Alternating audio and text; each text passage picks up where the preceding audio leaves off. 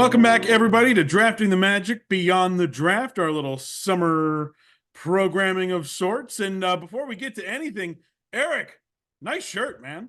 Hey, you too. We are Hey. now we can actually put that little thing at the end of the show that says "wardrobe provided by." Yes, That's been a lifelong dream of mine. I can check it off the bucket list.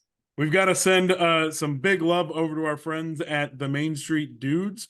Yeah. Check them out on Instagram. We'll flash a couple of pictures of their stuff up on the screen as well. But they have a really cool line of clothing for dudes that go to Disneyland. And Erik, just because I'm wearing my pirate shirt, which I love pirates, you've got Guardians on, but they have a whole array of different things that it's a pretty cool line. Yeah, they do. Shout out to them for sending us a couple of different options. So you're going to see these shirts as we record our summer shows here and maybe even into the future. So check them out, like Christian said, over on Instagram at MainStreetDudes. Of course, when you and I were trying to make sure we didn't wear the same shirt because we got some of the same samples, I picked the attraction that I've never been on. So I think that's very appropriate for me. There you go. I mean, it can kind of count towards Guardians of the Galaxy Mission Break. No, it's not. No. It's Cosmic Rewind. It says cosmic. Fair enough. Regardless, thanks to the MainStreetDudes for providing the wardrobe for today's show. And I'm glad we're going to be looking good while we talk about a long list of things, Erik. I mean, I was so amped up to wear the shirt today that I got a haircut. So wow. How do you like that? That's impressive. Yeah, long list of things to talk about this week. I mean, we all know the big topic of discussion is Lightning Lane. We'll get to that in a little bit, and we got bracket updates for our summertime showdown that's going on. I think there were some surprising results. I think there were some not surprising results. So we'll talk about that in a little bit. But first, Christian, now we like to tie everything back to the theme parks, and this first thing we're going to talk about is very excruciatingly polarizing at this particular moment in time. Of course, I'm talking about the new Disney Plus series, The Acolyte, part of the Star Wars universe. Now, the reviews are, I don't know why people say that reviews are mixed when they're overwhelmingly bad. I guess they're just trying to be nice. I don't think you and I like to sugarcoat things very much, but they've been pretty terrible. The reviews have been. Yeah, it's not been pretty for the Acolyte, but I know one person who has really liked the show, and gosh darn it, he's the co-host of this show. Erik, you like the Acolyte? I do, because it's wildly different, and because I'm not crazy deep into the Star Wars lore, and I've already seen a bunch of videos about people complaining about, oh, but it ruined the canon from the. And then other people debunk that and say, oh, no, it's actually following it, or that's not necessarily what was said. So I'll let them argue that out while I sit back and have my popcorn and enjoy what I'm seeing. It's a different story. It takes place a lot further back in time than the original series that we're used to, or the original Skywalker saga. So there was a great lightsaber battle in episode 5, which just came out this week, that I thought was really cool. And there's just a bunch of different aspects that you're not used to seeing. And that's kind of the idea. Do you want them to just recycle what we've seen already? No. So, I also have a tendency to love everything I pay for. Because you said to me earlier, your time is valuable. You haven't seen an episode yet because you're not sure about it. I've watched part of it and I hated it. Yeah, you didn't like that. Yeah, you only watched part of it. You didn't go further, which, you know what? I'm not going to blame you for that, because I am of the same mindset. If you don't catch me immediately, I ain't watching it. I'm gone. Yeah. I'm gone. Yeah, but this did catch me from the beginning because I do like Star Wars and I wanted to see where it was going to go. So I like Star Wars too. That doesn't mean I like this, that's for sure. But the question really is, as we relate things here on our show, is will this have a theme park presence? Because we've seen other Star Wars series find themselves into Galaxy's Edge, and they have kind of thrown away the timeline necessarily of Galaxy's Edge to get Boba Fett and Fennec Shan, and of course Grogu and the Mandalorian. And so this would be completely saying scrap the thing, because this is all happening way before episode 1, way far beyond when the the Batu timeline is. So the question is, do you see any of these characters being? I guess you've seen all the episodes. I haven't watched. Do you see any of these characters being strong enough that you'd see them walking around inside Star Wars Galaxy's Edge at all? I'd like to say yes to that. The problem is, it probably already would have happened. We've seen this with, especially with Marvel, right? New series comes out, new movie comes out, whatever. Those characters show up the day of the release. Sure. Yeah. Loki would change costume based on what part of the show it was that day. Yeah. And then, you had Miss Marvel show up the day the show premiered, and Captain Marvel showed up when the movie first came into the theater. So I think it would have happened already. Star Wars may have a different way they go about unveiling things to the other creative departments around the company. So I know Marvel stays pretty tight with the theme parks, right? So I don't know how tight Star Wars is with the theme parks. The Mandalorian didn't show up initially, right? That took a while. Yeah. So maybe we need to be patient here. I don't know if they're going to go by reviews or ratings, but typically characters show up in the park no matter what, just so people can take pictures with them. But I don't know about this time around. Yeah, it'll be interesting. And at some point you are going to pack Galaxy's Edge with too many characters, and almost a way that the Avengers Campus kind of feels like there's only 2 rides in Avengers Campus, but there's 47 different characters you can meet. Right. There is some burnout on that. So we'll see if Galaxy's Edge can add more, or like you said, would it have happened already? And maybe did they predict this wouldn't hit off as well as maybe The Mandalorian did? But you're right. Some things just take time. Some things they don't jump on as quick as they can. So and we've seen Pixar characters show up from movies that didn't do terribly well at the box office before, but people love the character. So maybe it could show up. I think I just 5 episodes in, I don't remember if The Mandalorian went further than that. It probably did. Maybe it was after the first season. They had to figure out how to put Grogu in that's true, the park and keep him controllable and everything. So, and Grogu was a huge secret, right? Nobody knew he was coming in that first episode. Yep. So there's no way that costuming and the character department would have known that was coming. So that may have been different just from that perspective. But this one, I don't see any costumes being too difficult to replicate. So we'll see what they decide to do. But as each day goes by, you feel like it's less and less likely. Yeah, probably. Time will tell as to whether the Acolyte is one of those rewatchable series. I've heard people say that this isn't going to be a series that people go back and rewatch like they did the prequels, even though they hated the prequels when they came out. Now they go back and watch it. But you never know. And that's a point that you make right there, is what's going to happen in 5 years when everyone's like, oh, you know what? The Acolyte was really good. Like, okay. Yeah, we'll see. I don't know what's happening here anymore. We'll see. Yeah. Well, Erik, the big news, we talked about it earlier in the show. The big news earlier this week, a huge change coming to the Genie Plus / Lightning Lane experience, specifically in Walt Disney World, is where the big changes were announced. Yeah. Are we going back to the future? Because it feels like we've done this before, Erik. Now we just have to pay for it. But this is FastPass Plus to a T. The only difference is that there's an added fee along to it, which, welcome to the real world. Every other theme park has a fee for their festival, front of the line passes. Yeah. This, though, is I don't know why people are complaining about this. This is so much better than the system they've been running out. First of all, I'll start, but you almost took the words straight out of my mouth. I was going to say, what's old is new again. This system is still cheaper than every other theme park. I still don't understand. I understand it used to be free.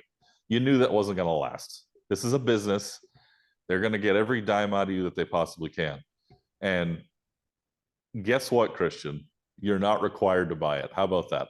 No, you don't have to buy it. You don't have to buy it. You're going to wait in line longer. Well, you don't have to buy it if you don't want to. I look, annual pass holders or I'm sorry, magic key holders nowadays really don't need to get it, because you're going to go throughout the year anyway. If you're going to go to the park, you go to 3 or 4 rides a day, you'll be fine. if you spend the whole day in there. If you go at night, maybe you get a couple in, but you're going to do everything over the course of, the time you have your magic key. These are really geared toward the tourists that are coming in and have one day in one specific park, maybe two, right? And you're trying to get through everything. Well, if you want to get through everything in a day, it's going to cost you. And it's still a better value than everywhere else. Now, everywhere else, like at Universal Studios, at Six Flags, Knott's Berry Farm, you pay for it. It's a lot more expensive, and it is unlimited, right? You get to go through everything as many times as you want. I think Universal might have one that's only one attraction per day, but you can go through every attraction once. And then like the upper tier is unlimited.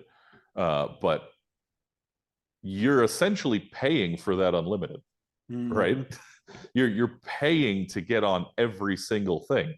Where at Magic Kingdom, I'll use Magic Kingdom for example because it has the most attractions out there, that if you don't get Genie Plus, you're not going to get on everything in a day. If you do get Genie Plus, you're still probably not going to get on everything in a day because of the time restraints, right? You have to pick what time you're going to go visit the attraction. Yeah. Who knows if it's going to be down when you get there? There's a lot of variables, and I know people don't like the planning aspect of it.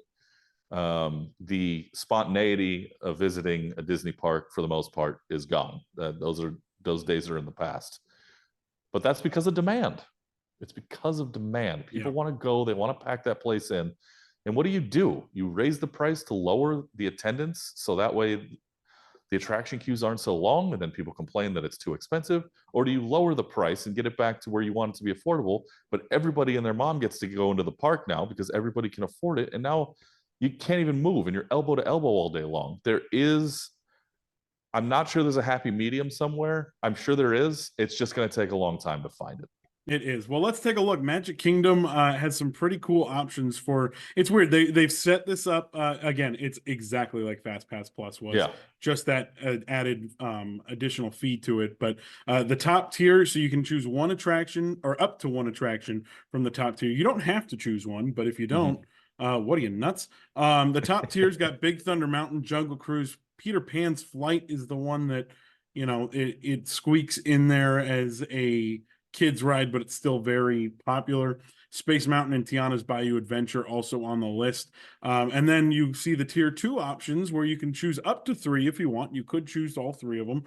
Barnstormer's on there. Haunted Mansion, I think I think I would put Haunted Mansion in tier 1 before I put Peter Pan's Flight, but they go off of what the crowds are doing. Yeah, they have all the metrics about which attractions have the longest queues and capacity and efficiency and all those things that let them know which ones need to be in tier 1 and which ones need to be in tier 2. And I think that's why this decision was made. Yeah. The big thing that really comes down, or the big difference in this system from Fast Pass Plus, is there are some attractions that are not available on this system. And so you have to get a single pass. You can't get a multi-pass and try to get on all of them. And at Magic Kingdom, the single passes available are Seven Dwarfs Mine Train and then Tron Light Cycle Run. And when they started doing individual attractions in I think that was what it was, Lightning Lane at the time. Now why'd they change the names? Everything was fine when it was just Fast Pass. But regardless, those two, you're going to have to pay an extra premium to go on. But for good reason, I would say most people argue those are the 2 best rides in the park right now. Yeah. The only sad thing about this is in the original Fast Pass Plus system, Mine Train was tier 1. It was in tier 1. Because they did not have... they didn't have the individual Lightning Lane or individual Fast Pass at the time, right? It was just Fast Pass Plus, and you had tier 1, tier 2. Did they have 3? I can't remember if they had a tier 3. I think they just had 2. They might have had a 3, but yeah, I can't remember. It was so long ago. We're on our 4th iteration of this thing, for crying out loud. So I just look. This is fine. The way this is, I think this works well for Walt Disney World. So I don't have a problem with this. And again, the way they're broken up by tiers they have to be using some metrics. Oh, sure. Again, this is me speculating. I honestly don't know, but you figure that would be the smartest thing to do. Tiana not being a single pass out of the gate is interesting. Yeah, saw that, and that's an interesting like is that a prediction of what they expect I mean, granted, they can go off of Splash Mountain's numbers, right? And yes, Right. Right. you've changed the theming. There's a new story that people haven't seen, but you can go off of Splash Mountain's numbers and say, okay, are people really going to pay for this all the time? And right out the gate, sure, Tiana's might have been an okay, but I can't imagine it would last long. They probably look at Splash Right. Mountain's numbers and go, okay, people weren't doing this for tier one because they were doing Space Mountain, they were doing Seven Dwarfs. So they probably use a little bit of history in that from Splash Mountain's numbers. And they may have even made this as a concession to the guests because of the reviews that have been coming out. The reviews for Tiana's, I can use the word mixed because they truly have been mixed. But maybe this is hey, let's make this available to everybody and try to get as many people on there as possible to see that it's not really what you're hearing about on TikTok or on social media. So we're going to give them more of an opportunity to go in here instead of putting it behind a paywall to make them go on there. So this could be a little bit of a concession as well, but certainly a tier one attraction, no doubt. Yeah. Moving on to Epcot and the top, I guess the top tier of sorts, that single pass attraction, only one for Epcot, Guardians of the Galaxy Yep. Cosmic Rewind, as Eric's shirt so lovely refers to. Thanks to the Main Street dudes for that. Again, lovingly, by the way. Lovingly, who cares? Whatever.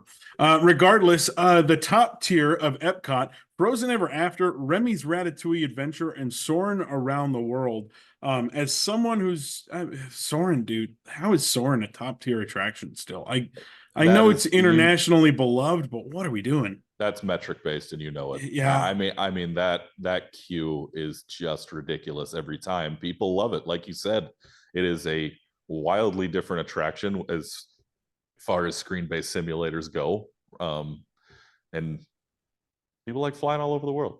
What can I tell you? Remy's is there too. A lot of screens on Remy's. We really didn't love Remy's, but certainly people do love Remy's Ratatouille Adventure. The question I have, yeah, when Test Track comes back, I was going to ask you the same thing. Do you bump somebody down, or do you have 4 in the top tier at Epcot? No, 4 go in the top tier. Yeah, I think that's my prediction. By that time, you might be able to kill Remy's off the. I know it's just now they may stick. Do you think they put Test Track as a single pass for a little bit when it reopens? Certainly could. I guess it depends on what it looks like, right, and how they do with the attractions. No. Since it pays homage to World of Motion, it may get a little bit more traction, no pun intended, than it would have otherwise. But Spaceship Earth, Journey into Imagination with Figment on the list for that tier 2. Living with the Land, everybody's favorite boat ride that's absolutely pointless. And then there's the Disney and Pixar Short Film Festival. Eric, we need to talk about some of these things that somehow landed on this list of possible. I know that like people are going to choose things based on their family, and okay, if you have a 2-year-old or a 3-year-old, you're not going on Mission Space or whatever. But how is the short film festival on this list? I don't get it. If something has a queue, it needs to be on here. I guess that's the idea. You have to have a separate offering. Turtle Talk with Crush is there. That's always busy in Epcot, so I get that. But I don't. Oh man, I don't know. if it has a queue, it needs to be included. And I'm sure the park operators and the engineers and everybody who designed a second queue just for Lightning Lane probably want it to be there too. So I guess just to make sure. I don't know. Well, Eric, we've got Magic Kingdom, we've got Epcot. What are we gonna do next? We're going to Hollywood. Disney's Hollywood Studios coming out with a shocker to me. First off, single pass is Star Wars Rise of the Resistance. Whoop-de-doo. Who cares? We all knew that was going to be there. And then first tier, Mickey and Minnie's Runaway Railway, Millennium Falcon Smuggler's Run, Rock and Roller Coaster starring Aerosmith, and Slinky Dog. Why is the Twilight Zone Tower of Terror in tier 2? I know metrics. You're going to say, "Oh, it's metrics." No, I'm going to change. I'm going to change it here. I think this one may be also a concession. You cannot put every single. I know these aren't all e-tickets, but in the minds of guests, they may be e-tickets. you can't put them all in tier 1 because you can only book one at a time when you do your when you book in advance, right? You can only take one tier 1. You can't get another one until you've used that one. Yeah, so that's true. You might as well take one of those 4 tier 1, and then you'll take Tower, and then you'll pick something else. More than likely, I would say Toy Story Mania might be the next one you would go with. A lot of these you're going to see. Well, we're not going to see the numbers, but Disney will see the numbers of which ones are being pre-booked in advance. And then I think once they see those numbers start to roll in, that's when you see the adjustments start to be made. Yeah, when I first saw that, I was like, what are we doing here? Twilight Zone Tower of Terror not in the top shelf. And Mickey and Minnie's Runaway Railway, certainly popular out there right now, but I don't know if I would say Tower of Terror and Mickey's shouldn't be flipped. Would you agree that Smuggler's Run shouldn't even be in tier 2? Sure. But would you agree that that Tower's queue and efficiency moves quicker than Runaway Railway? Yes, and I was wondering if the queue and everything is part of that. Like, I was wondering if efficiency boils down to this too. It just still screams odd to me. The reason I asked that question is because you have been on both those attractions in Florida, and I have not. So I don't know how efficient the Runaway Railway queue is in Florida. I know what it's like here in California. It's as inefficient as the one in California, where you get thrown into a theater and then you have to sit there for 2 minutes and watch Goofy crash into a building, whatever. I mean that's a cool pre-show, and that's just another way to keep moving guests through the building itself. So it's a matter of I know the ride vehicles are obviously bigger on. Well, are they bigger on I don't Runaway think Railway? so. Well, I mean, if you're, what are there? 4 cars and then 4 rows per car, or 3 rows per car? I can't remember. You think I do my research on this? So you can hold probably 12 people per car. You're launching 48 every single time, whereas Tower in Florida, you've got 4 elevator shafts that can fit 21 people, I think. So yeah, Tower moves a little bit quicker, maybe. So maybe that's why it ends up moving down to tier 2. Still a little weird. I love that Muppet Vision 3D is still on the list, though. Give the Muppets some credit. Meanwhile, over in the wild world of Disney's Animal Kingdom, Avatar Flight of Passage in that single pass attraction category, and tier 1 at Animal Kingdom is empty. Because there's nothing good enough to be in tier 1. Let's be honest, Animal Kingdom is certainly a work in progress right now. It's funny that dinosaurs on the list, because I don't know how long dinosaurs could be an option for this whole thing with the expected official changes coming to that park. But a lot of shows here. Festival made the list. Finding Nemo, It's Tough to Be a Bug, Feathered Friends in Flight. If you're man, I know you said, if there's a line, whatever. If you need some financial advice, come to me. If you're clicking that's the first thing I'll help you fix. If you're paying for a fast pass to Feathered Friends in Flight, it's a cool show. No, I don't know. Let me ask you this. What would you put in tier 1 at Animal Kingdom? Currently, I would put Dinosaur. Okay. Everest. Okay. Everest certainly would be in there. Yeah. And then probably Kilimanjaro. There's your 3. There's your 3, right? Okay. Now you're a guest. You're going. You're at your 7-day window. What are you picking as your 1 tier 1 attraction? Expedition Everest. And I think everybody else will too. And I think that's why there's no tier 1. Good point. I think that's probably the only reason. Yeah. That they just lumped everything together, and then you can pick 3, right? So my tier 1 would be the Nomad Lounge, but that's not allowed. Well, yeah, right. Your 3, and I would think is everybody's 3. You're going to take Everest, you're taking Dinosaur, and you're taking Safari. Yep. And I think they're going to see that number blow up. Sure. Until Dinosaur goes down for its reimagining. I don't know. Everybody seems to love Navi River Journey. Let me tell you something. I used Fast Pass Plus on Navi River Journey once, and that's because I couldn't get Flight of Passage. I waited 2.5 hours for Flight of Passage, and I will do it again if I have to. Sure.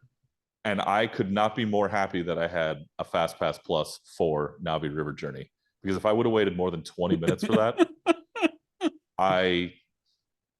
I'll just leave my thoughts at that. Pretty sure the first time we ever went on it, we did wait an hour for that ride. Yeah. But it was when I was working attractions at the Disneyland Resort, and so I was Okay. in the load area. I was like peeking over the console to see how there's, and the guy's like, Yeah. "So what you doing?" And I was like, "Oh, I work attractions over in California, just trying to see." Oh, okay, that's cool. So we get off the ride, and he gives us tickets to get on Flight of Passage. No way. Oh, okay, that's cool. the hour was worth it. That's cool.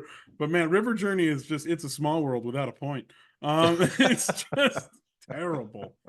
Oh my goodness. Yeah, I was a little shocked to see what it was. I mean, don't get me wrong, the animatronic is incredible. The tech is beautiful. Yeah, but nothing happened. There's nothing going on there. Yeah. But that is the new Fast Pass Plus that we are officially calling Lightning Lane Multi Pass and Single Pass. Now here's where I'm some so of that confused. confusion comes in. Multi pass just means there's multiple rides you can choose from. Single pass means there's the passes for one attraction. Mm-hmm. Yeah, it's the funny part is multi pass you can only use once for each attraction. Yeah, they just I don't know what they were thinking. It's having fine. a hard time naming things lately, but it's okay. We'll get through it. We know it's how it all works. Right. Overall, I like the concept. Like we said, Fast Pass Plus 2.0. It'll be nice to see that. At least give people an idea of, am I going to get on Tron a week before, not necessarily the day of, when you're playing that stupid virtual queue game that I'm sure it works for them being able to control the crowd and stuff, but man, it sucks when you don't get it. And especially if you're doing it at 7 a.m. standing outside the Starbucks. Like, oh my gosh. It works well for opening day crowds. Sure. And it should be in place for a few months. I remember at the Disneyland Resort for Rise of the Resistance, they used the virtual queue for quite some time before they decided, okay, we don't need it anymore. And everyone says, why do they keep doing that? I will tell you right now, and you saw it too, Christian, it was absolutely necessary because of how many people were trying to get into that land and try to get to that attraction. Oh yeah, it's still chaotic, but it's died down enough that they can. They're dialed in enough that just using the standby queue is fine. Yeah, but I'm excited to see how this works. I'm excited as we move on here in the show, saying goodbye to Lightning Lane Plus, or whatever the heck they're calling it. Well, it was Genie Plus, Lightning Lane, and Individual Lightning Lane. That is no more. Now we are just Lightning Lane, and Lightning Lane Multi-Pass, and Lightning Lane Single Pass. Oh, so glad it's more understandable.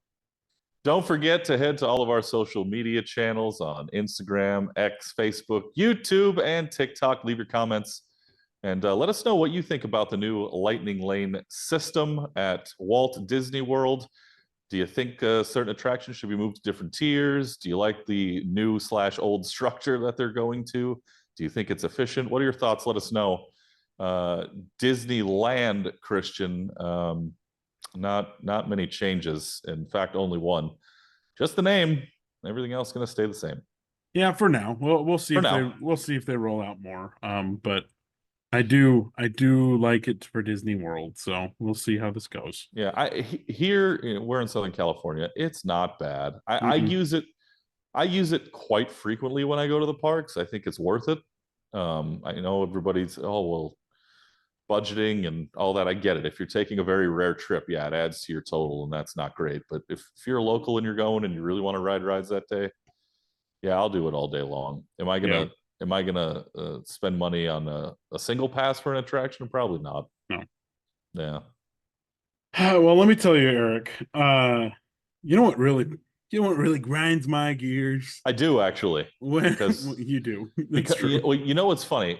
And before you even sent me what we were going to talk about here today, when I heard of what happened, not only was I kind of disappointed because now I'll never get to experience it, but I first thought like, oh, Christian's going to be pissed. That was the first thing I thought about when I saw this next story. Furious. There have been changes made to the menu at Sleepy Hollow at Magic Kingdom. The Nutella hazelnut spread with fruit waffle sandwich and the sweet and spicy chicken sandwich officially off the menu. Eric, I was devastated when I heard this news. Is it not popular? I don't I get it. I thought it was under everything I've seen. That was the like influencers would go there and everything, and so Yeah. that's why Well, I we'll have to ask our friends who cover Walt Disney World and those who are out there to just, was it not selling? I mean, obviously we'll never know the numbers. We don't sure we don't work in that industry, but I have for everything everybody's told me about this, I have a hard time believing it wasn't that popular, but that doesn't mean that's not true. So honestly I was stunned. I mean it even comes up on our drafting the magic story. Sometimes people jump in there and talk yeah, about it, and yeah, so this was a real stunner, and to see what their replacement for these things are, which is basically a bigger Mickey waffle with kind of the same stuff put on there. I wonder what, was it a budget cut thing? it Was it sounds just trying to shake things up? yeah, it certainly seems like a budget cut thing. Again, I have no idea. I'm just speculating. So this is not based in fact, but it appears that way, right? You try to use the same product throughout the resorts for the same type of food Mm-hmm. and beverage items. So, when you have a bunch of Mickey waffles lying around already, you might as well use them elsewhere just to Eric, kind of I'm just furious about that. look, I unfortunately cannot share in your misery because I never had it. But anytime anybody takes food away from me, I'm upset about it. So I can certainly empathize with you there. Yep, Well, we gotta storm the gates, folks. We gotta figure this is this is ridiculous. Regardless, I know that things change, right? And yeah, so I've had favorites from the parks taken away before, and I do think it gives you a good opportunity to go try new things. Question mark slash that was the best spot at Magic Kingdom to get food, so we got problems now.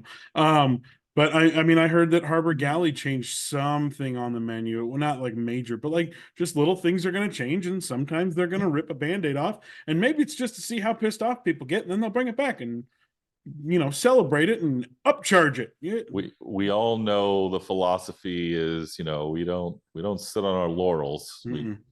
You're always trying to push the envelope and see what the new greatest thing is, and sometimes it works and sometimes it just doesn't, and we'll see how this pans out. But this is just another example. I know the food and beverage teams at the resorts have been trying to push their boundaries lately.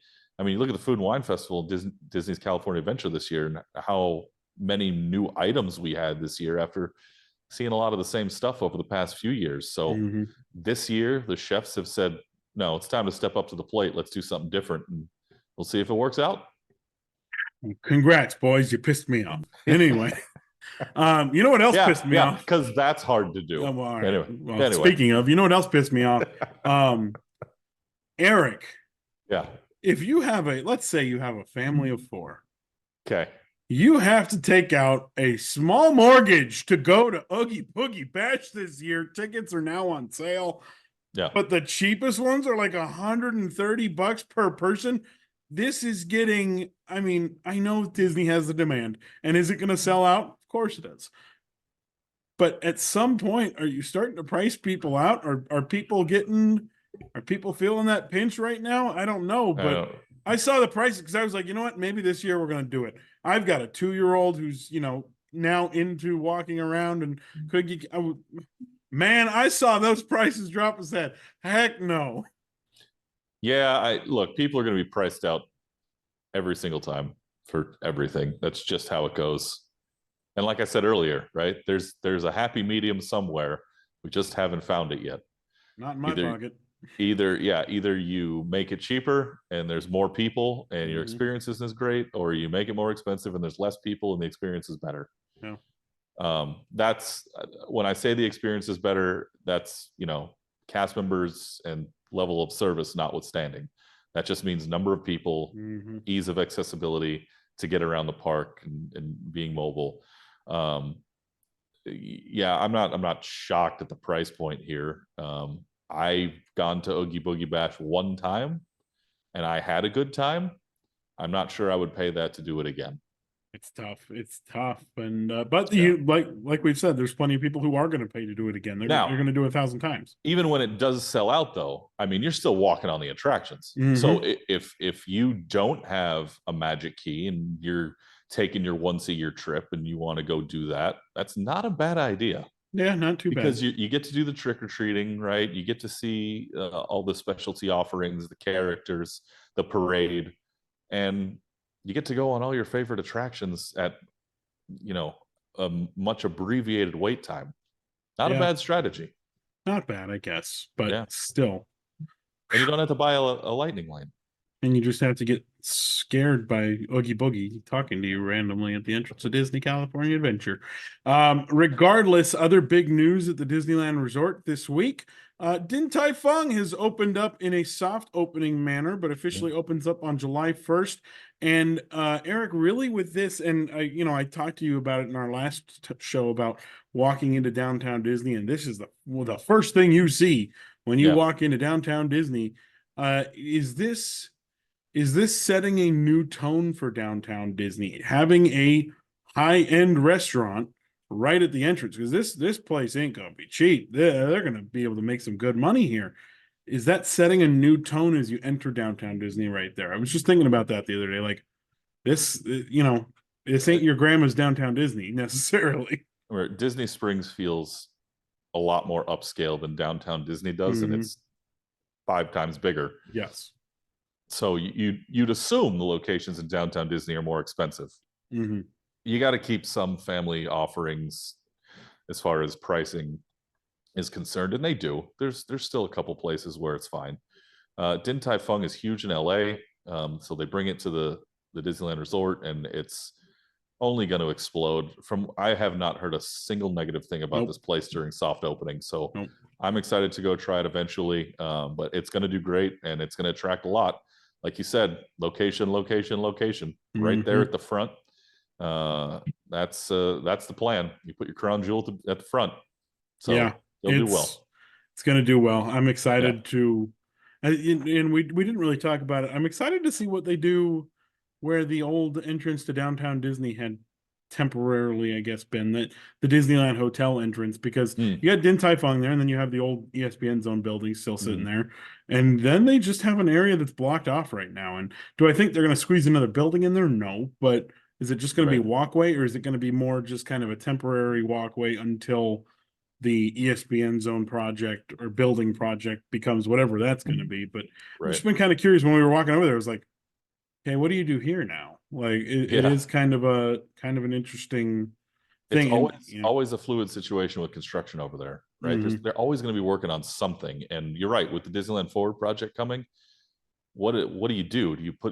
I hope they don't put something in permanent. I'd imagine whatever it is temporary, so it can easily be removed. But remains to be seen. We don't really have any concrete plans in that part yet that is at least known to the public. Well, Eric, Drafting the Magic This or That Summertime Showdown is still going on, and we're actually almost through the first round, but we've got some results to look at. This concrete, you said concrete, we got concrete right here. And Spaceship Earth beating Finding Nemo, The Big Blue, and Beyond, the stupidest name for a show in the history of shows. 88%, Eric. That was a landslide for Spaceship Earth. Yeah, that's not shocking. That's the biggest blowout we saw here in this round of voting. So not shocking at all. But hey, Finding Nemo, I mean, it's got the colon, the ellipses, the exclamation point. That's the holy trinity of punctuation, by the way. I don't know if you knew that. So dumb. And it's required. Why do you need that much in a Disney attraction, right? Anyway, Contemporary Resort upsetting Boardwalk Inn. First off, I love the Boardwalk. The Boardwalk is one of my favorite resorts. I've never stayed there. I want to, but just to go and visit. This sucks, but I get it. There's a monorail that goes through the building. Yeah, I'd imagine most people who voted on this to push it over the edge have not been to either one, but they know about the monorail and the allures there. That's probably what pushed it over. 55% to 45%. That's pretty close. It was close. It was a close one. Meanwhile, Magic Kingdom's Haunted Mansion outpaces Seven Dwarfs Mine Train, 62-38. That was a lot bigger than I thought it would be. I thought Seven Dwarfs might have a chance, but that Haunted Mansion history and lore, man, it's a train that you can't stop sometimes. Yep. Nope. It's classic. Mansion wins, as it should. Move on. Then this stupid result. Okay, wait. Before we get to this, can I at least get my credit now before you shred me later? Here's your credit. Yes, a Okay, 5 always beat, or 12 always beats a 5. That's right. Cool. What are you people thinking? Not this one. Little Red Wagon beats Yorkshire County Fish Shop? No. That is the dumbest result of our thing. 57-43. So not terribly close, but closer than some. I just think people like corn dogs better than they like fish. I don't think people have been to Epcot. That's what it is. Oh, I mean, that could be too, but man, those corn dogs are legendary. I don't know if the fish is legendary. I don't even like corn dogs. We've been over this before. I don't even like corn dogs, but it doesn't stun me. But a 12 always beats 5. It was stupid. It was stupid. Meanwhile, day 2 of voting, Hollywood Tower Hotel beat Grizzly Peak in the landmarks and shows bracket 81-19. Another freaking blowout. Yeah. But that was never going to be close. Right. Yeah, it wasn't. Le Cellier beats Tiffin's 64-36. Does Tiffin's fall to maybe a little too new? Maybe they haven't been around long enough to garner it, or is Le Cellier just that much better? Could be a time thing. Full disclosure, I voted in all of these. I think you did too. I'm not sure. Mm-hmm. I voted for Tiffin's. My experience at Le Cellier was not as good as Tiffin's. And that may have just been a circumstantial thing. Sure. So I'm not upset about that. I think you're probably right. It probably has to do with longevity and that it's been around a lot longer. Meanwhile, Beach Club, Yacht Club, the 8-9 matchup in the resorts. Beach Club takes over Yacht Club. Yacht Club's certainly a little fancier. You've got Yachtsman Steakhouse, even Ale and Compass is there. Ale and Compass is delicious. You get me talking about resort restaurants, we're gonna be here for a lot longer than the allotted time by our government overlords. Regardless, Beach Club's got beaches and cream. It's got a character dining experience, bunch of other stuff. I've stayed at Beach Club. It's beautiful to stay there. Yeah. So this one was kind of a toss-up to me, but I don't know. I think Yacht Club deserved better than 43% of the vote. Whatever. And then Guardians of the Galaxy Cosmic Rewind destroys Disneyland Space Mountain 70-30. It's a tough draw for Space Mountain. Yeah. Tough draw. It's Meanwhile, day 3, Eric, started off with another bang. Fantasmic at Disneyland just cleaned the floor with Festival of the Lion King, 72-28. That one was closer than I thought it would be. Holy smokes. I think Festival of the Lion King's a better show, but do you really? Yes, I do. Anyway, meanwhile, in the resorts division, Animal Kingdom Lodge over Pixar Place Hotel, 80-20. Not really a big surprise there. Indiana Jones Adventure in the #1 spot for attractions takes over Slinky Dog Dash, who snuck in on a technicality. Blue Bayou beats Bengal Barbecue 54-46. This was close. I thought Bengal could have done it, but it didn't. Oh well. Man, could you have a quick service beating a table service? Well, I mean, it could happen. Meanwhile, day 4, Lamplight Lounge beats out Skipper Canteen. Again, this might just be a Disneyland versus Disney World people vote, because I've heard great things about Skipper Canteen, but Lamplight Lounge has lobster nachos. So, meanwhile, they are wonderful. They're quite delightful. Meanwhile, in the resorts bracket, Grand Floridian bounces Pop Century 68-32. I thought that would be a lot bigger of a margin. But yeah, you're probably right. But still a beatdown. Rise of the Resistance beats Magic Kingdom Space Mountain 80-20. So goodbye to Space Mountain in both brackets. Wow. Jeez. First round exit. That's the 80-20 and 70-30 for the respective Space Mountains. Goodbye. And then another upset here. Happily Ever After Fireworks beat Disney Hollywood Studios' Fantasmic. We said DHS Fantasmic might have only been as high as it was because of the nostalgia of Fantasmic, but Happily Ever After is a beloved fireworks show. Yeah. So not too much of a shock there. Right. No, it's a 9 over an 8. Those can always go either way. Meanwhile, Eric, day 5, Cafe Orleans outlasts Sci-Fi Drive-In, who, to my knowledge, I didn't think this had a chance, but this 10 made it close. But in the end, Cafe Orleans is the winner. And I noticed on the Draft in the Magic Instagram, you were chatting with our friends over at Rope Drop, and couldn't believe how close this was. Yeah, they were saying that the only reason this happened is probably because most of those voters haven't been to Cafe Orleans, to which I responded, Monte Cristo for the win. All day, every day. And thank goodness it pulled it out. Never been, never had a Monte Cristo. Fun Are fact. you kidding me? We're moving on. Now, wait, okay. No. Now we're stopping dead in our tracks. You've never been there? Never been. Okay. I'm not going to ask why, because there's probably no I don't know how to say this. I don't fault you for not going to a place. Okay. If you had been there and not gotten a Monte Cristo, then we would have had problems. 100%. No, but you would eat the Monte Cristo if you were there. Oh, okay. I'm not a jam and jelly kind of person, but we'll see. Okay. Well, you haven't been there. I'm not. I thought you had not been there because you won't eat a Monte Cristo. Oh, yes. Now that we've squared that away, you are off the list. You are in good standing, my friend. You may continue. Good. Let's continue then. In the one where Erik said, this is it. This is the one that a 12 beats a 5. I'll take my whoopings. The 5 Wilderness Lodge destroys Riviera 74-26. And I was texting Erik mercilessly. I was mercilessly texting him saying, ha, ha, ha, ha, ha, ha, ha. And I believe the exact words were neener. And yeah, Wilderness Lodge is such a great spot. It gets forgotten in that Disney World. I guess apparently not. not the people who've been there. Not the people who've been to Whispering Canyon Cafe and sat there for 45 to 3 hours, depending on how much barbecue they're stuffing down their throats. Meanwhile, in the attractions spot, man, Flight of Passage had a bad draw because Flight of Passage is a good attraction, but it just could not beat Radiator Springs Racers.